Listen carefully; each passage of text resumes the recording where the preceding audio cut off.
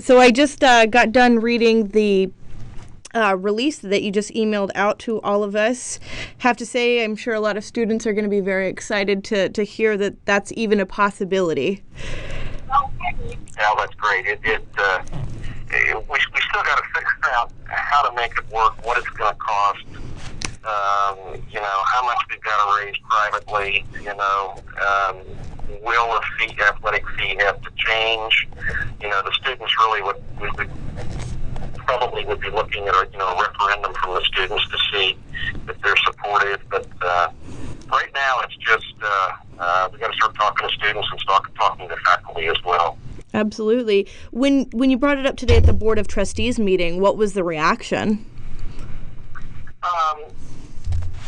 Really what I did today is said I just want permission to look at it. Okay. Because if they weren't interested in it, there's no sense in even moving any more forward.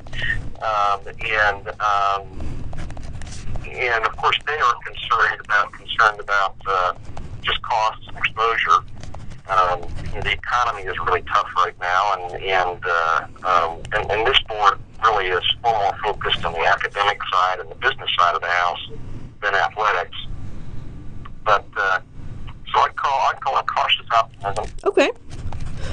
Now, you had said before that there's, this is the beginnings to even look at what the process would be if you guys do find out, that the students are supporting it, the faculty is supporting it. What would that process be?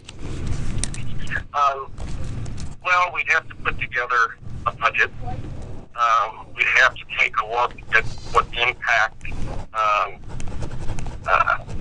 it would have on all elements of the university. You have to look at what is the facilities, what's the status of our facilities to be able to include football.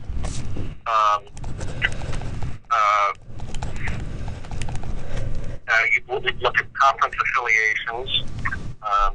Where you're going to play it. And then, we'd have to go back around to the faculty and the students and say, now that we've got all this information and data, does it still look like you're interested in it? So it's going to take a while.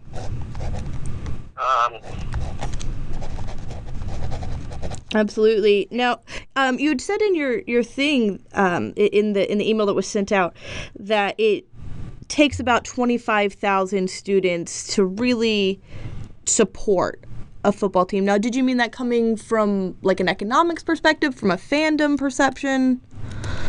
Primarily economic, but also that you have enough enrollment for attendance at the games. It's not that students would pay for the tickets, or tickets would be free, but sure get some ice. But you don't want to, play in front of 2,000 people. You got to have a crowd there. And so only for 9 years, I've said that it's probably 25,000 students is what would make it viable. You have enough athletic revenue, the fee revenue. You'd be of a size where you probably can get donations and support from the community. So it's early. I frankly thought I'd be gone from UNF before we would seriously look at it. But the athletics director, Lee Moon, came to me right before Christmas. Actually, I talked to him about it in September. He came to me before Christmas and said that with all these conference realignments in other schools, both in Florida and in our conference, looking at football, he said, I think maybe we ought to kind of take stock of the costs and see if there's a way to do it before we hit 25,000 students, which, since the recession, in 2008, we actually rolled back 1,000 students. We reduced our enrollment by 1,000. And if the recession hadn't hit, we probably would be over 20,000 students now. But because we had the budget cut and we couldn't replace retiring faculty, we made the decision to stop growing. Because otherwise the existing students would have an even harder time finding classes, and you would have the infrastructure to support the existing students. Absolutely.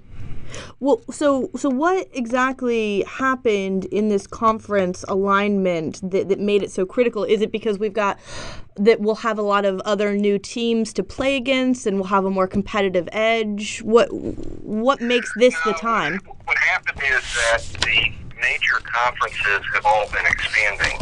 And so what they've been doing is stealing from mid-tier conferences. Oh, okay. For example, UCF, is now in the Big East. And so you've had all of the major football conferences are stealing from the mid-tier who are stealing from the entry-level conferences. So you've had this float up. And some schools have been able to make a giant leap. Texas San Antonio went from thinking about football to playing football Division I AA to joining the Western Athletic Conference in Division I the next year. I mean, I think they only played 2 years. I mean, it's an incredible jump. Absolutely. Similarly, UCF has made a pretty big, and USF for that matter as well. And those are very large schools, so they've got the revenue and the student body to be able to make it work. Mm-hmm. But yet, so they've been able to kind of float up to the top through all of this expansion. Okay, so this kind of gives us a time to ride that wave into football, even without having that amount of people. Yeah, that absolutely makes sense. I want to stress, this isn't a commitment to add football. Okay. It's merely thinking about whether we should think about adding football. Okay. And I described it to the board today. I said, this is like got about 7 or 8 bridges that we have to cross, and if one of the bridges is washed out, we can't get to where you can't add football. So a lot of things that have to fall into place. Not the least, but in fact, the most important of which is student and faculty interest. Okay. Now I know there had been a few groups that had been reached out to, as far as on the Greek side. Were there any other student organizations that you guys did any preliminary work reaching out to and seeing if they'd be interested? No, what happened, and it probably shouldn't have happened at this stage, is the athletic director was making the rounds with the student body president for the Greek organizations on Sunday night to drum up attendance for the JU game. And they got and I frankly did the same thing with the swoop squad. I had a lunch with that group, the group that does the tours. Yeah. And it was just sort of an informal, hey, what would y'all think? Just kind of tell me, is this worth us going a little further down the road? And I should have been more cognizant that you guys were going to figure that out pretty quickly. We've got a great student media organization here. And I read the athletic director's comments that you guys posted. I think he's a little further along than we really are.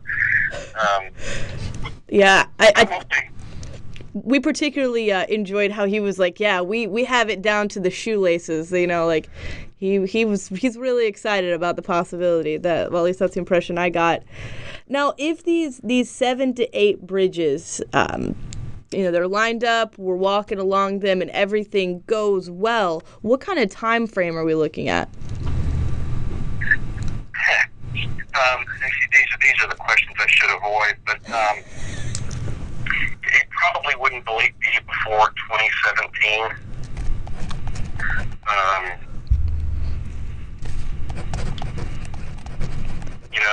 And you really hire a coach 2 years out and begin assembling a staff and start doing scholarships. Right. So that would really be, in the 2015-ish. And so you take the year and a half, 2 years to kind of do the preliminaries and get all the permissions and again, make sure the students and the faculty still like the direction. Then you'd probably make the big jump off in 2015, which, isn't as far away as it sounds. Absolutely. So I mean, at that point, would the program be essentially kind of getting started up in 2015 and then game day in 2017? Would that be a hypothetical? next 2 years all the stars align, then you would make that formal decision. The best case scenario is you would start off in 2015 with an idea to have your first games in 2017. Okay. Absolutely. Yeah, that makes sense. Just kind of getting everything going, and but those bridges would essentially have to get crossed within these, like you said, next coming really 2 years would be the critical time frame, right? Yeah. So that's what I'm saying. The athletic director's done a terrific job, but I think it's a little more certain in his eyes than it is in mine, and I'm worried about the finances, and the board will be. The board is not going to want to sign on to something that puts anybody at risk. As I said in that statement, we've had a couple of. To be honest, when we went to Division I, which was in 2004, and I made that recommendation to the board, I said there's 3 no's that are involved with this. The first is that no money that could be used on academics would be used on athletics. Secondly, we wouldn't lower our academic standards for athletics. And third, no football. And now it's, what are we now, 12? What's that, 8.5 years later? We're bigger. We're not as big as it originally looked like we were going to be. But the landscape has changed. With all these conferences changing, and with Florida schools and Atlantic Sun schools looking at adding football, we wouldn't be doing our job if we didn't look at it. Absolutely. Yeah. All right. Well, thank you so much for taking the time to speak with us. I really, really appreciate it. Thank you so much, sir. Hope you have a good evening.